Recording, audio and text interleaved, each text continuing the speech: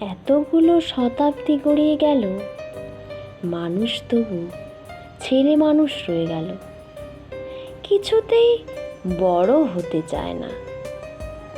এখনো বুঝলো না আকাশ শব্দটার মানে চট্টগ্রাম বা বাঁকুড়া জেলার আকাশ নয়। মানুষ শব্দটাতে কোনো কাঁটা তারের বেড়া নেই।